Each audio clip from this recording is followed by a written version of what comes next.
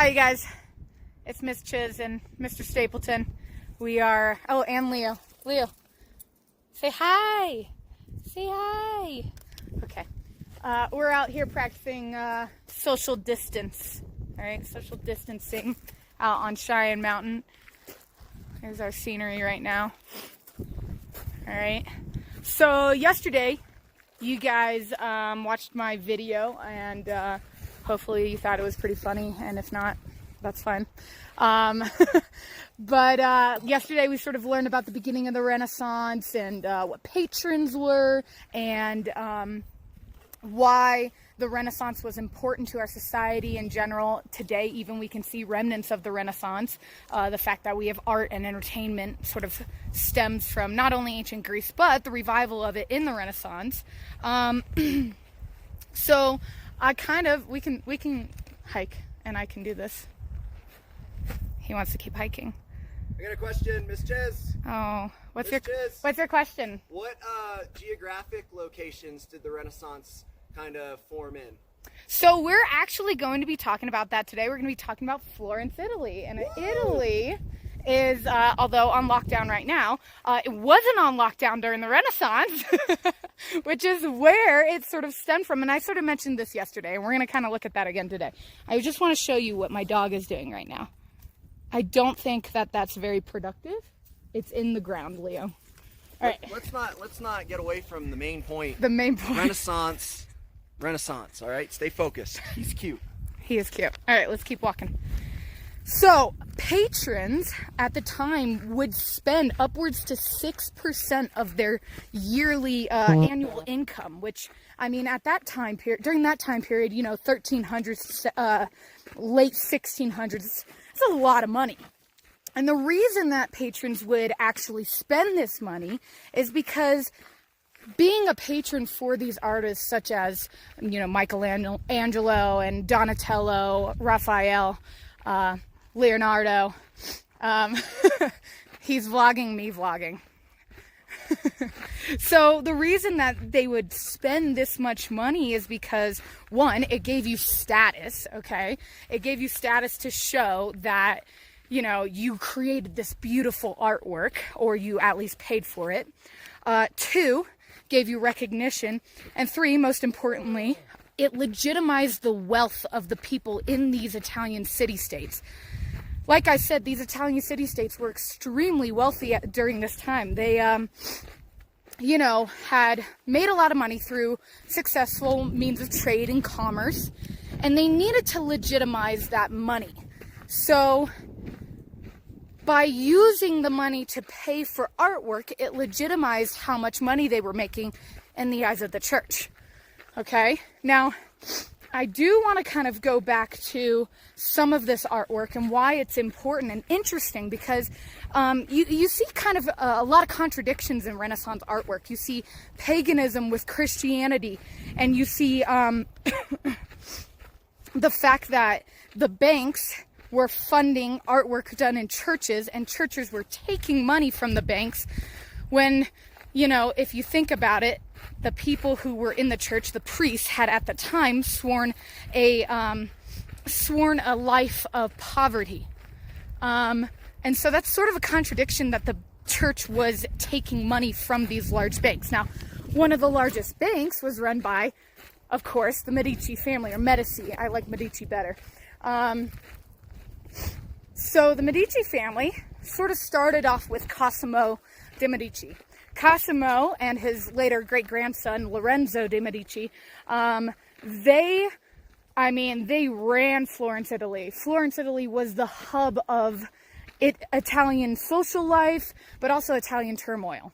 I want to bring in two key vocab words right now. We're going to go with commission, and we're going to go with sponsorship, all right? All right, so good vocab words from Mr. Stapleton there.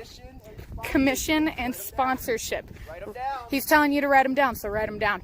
Now, the Medici family, now I do have notes, all right? Keep going, Leo. You can't just stop.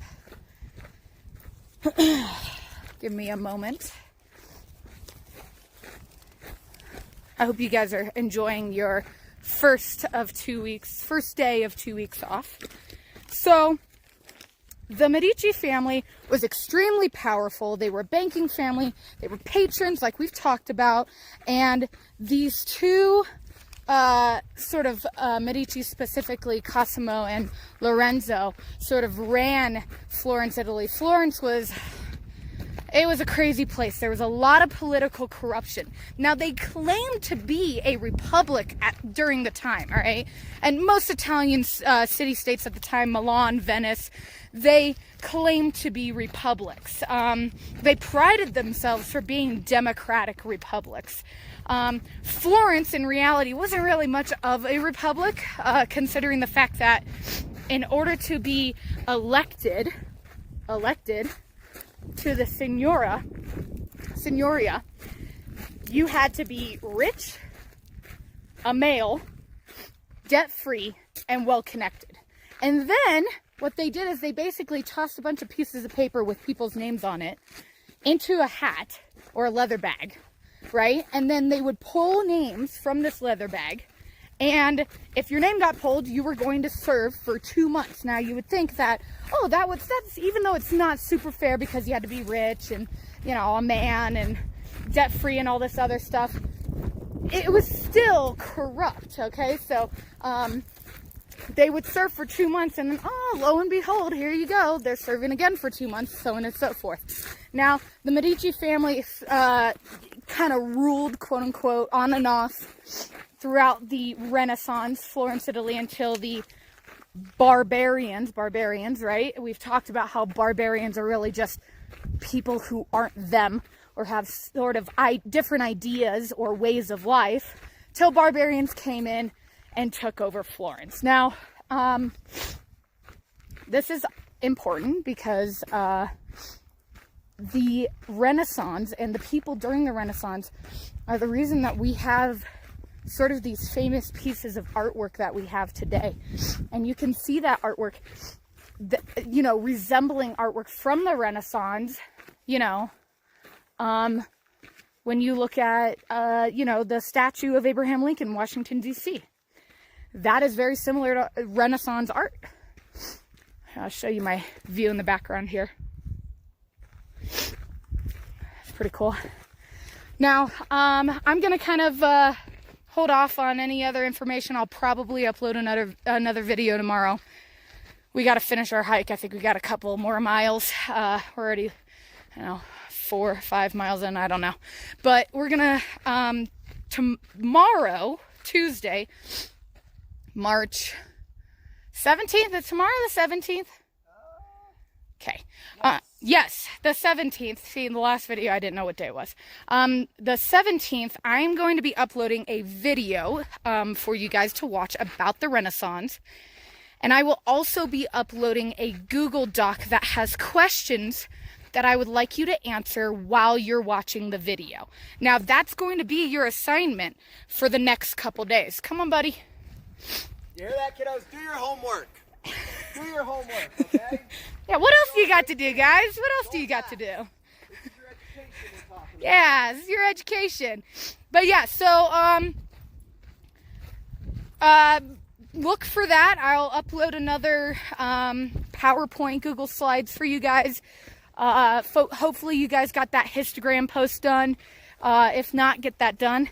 And the document, the Google Doc that will have questions that goes along with the video, will be an assignment that is for both Tuesday and Wednesday. So you guys have a nice rest of your day.